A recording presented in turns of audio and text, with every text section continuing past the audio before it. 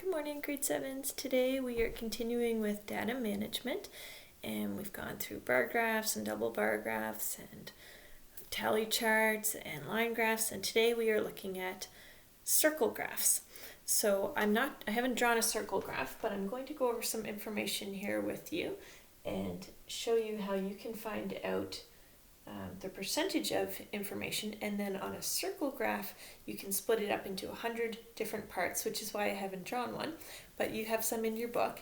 And if you know how to find your data and turn it into percentage, then it'll be really easy for you to transfer that information onto a circle that is split into 100 parts. Excuse me.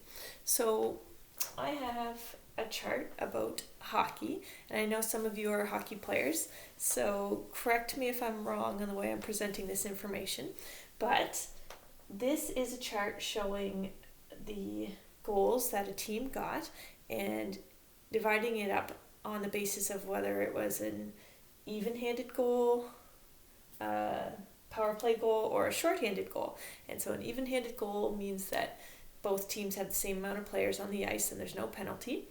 And for a power play, one team has someone on a penalty and then the other team has a power play because they have more people on the ice. And then short-handed goal would be if the team that had a penalty got a goal even though they're short one player.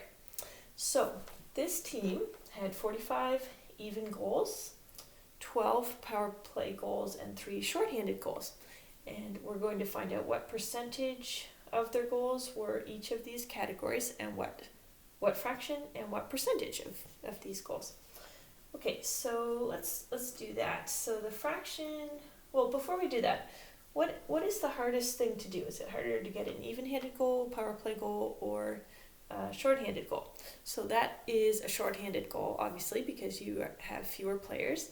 Now, what's harder, even-handed or power play? So even-handed is harder, but why are there so many more even-handed goals than power play goals?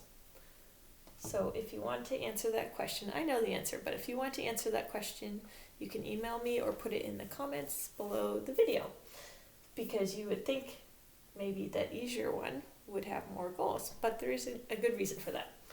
Okay, so let's look at the fraction. So to find the fraction, we need to know how many goals there were in total. So we can do that by adding up all these different goals. So 45 plus 12 plus 3. So the easiest way to add this is to put 3 and 12 together to make 15. 45 and 15 makes 60. So 45 out of 60 is 3/4 once you simplify it. So 45 over 60, and then you can simplify it. And I like when something's over 60, you can think of it as minutes. And 45 minutes is 3/4 of an hour. So for 12, that would be 1/5. So 12 divides into 60 5 times, so the fraction is 1/5. And then 3 over 60, so you can simplify that to 1/20 if you divide both numbers by 3. And then the percentage, so we have to switch this into a fraction over 100 and make it a percentage. So 3/4 is 75%. Because if you multiply 4 by 25, you get 100, and 3 by 25 is 75, so then we say 75%. Okay, 1/5, so we can double this and multiply it by 10, so 2 out of 10, or 20%. And then 1/20, we have to multiply both of these by 5 to get what it is out of 100.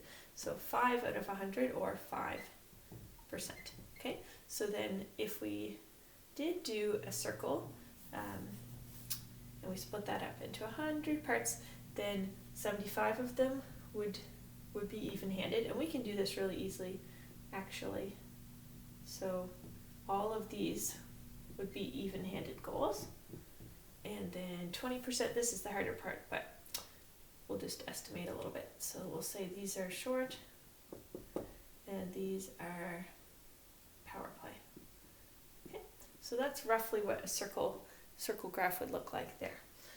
Okay, now let's look at this. So let's say that we knew that these 60 goals happened over 20 games. So how many goals per game on average did this hockey team get or score? So what we would do is we think there's 60 goals, we'll divide it by 20 and we'll get 3. So on average there were 3 goals per game. And remember, there's different types of averages, aren't there? There's mean, there's median, and mode. What kind of average is this? That is the mean. So mean means if you took all of something and split it up evenly amongst everything, that would be the average. And that's the average that we use most often. The other kind of averages, so mode, would be what is the most common number in the set. So which amount of goals per game did the team get most often? We can't tell that from this data. It doesn't tell us that. And then the middle number, so if you put all the goals they got per game, something like this, in a row, and then you went until you found the middle number, and we don't know that either. So we know that this must be the mean. So great, that's just a quick little introduction to a little bit of how we do circle graphs, and more so how you find the percentage of a number so that you can put it on a circle graph. So I will put the homework down below. I hope you have a good day and the math goes well for you. Bye.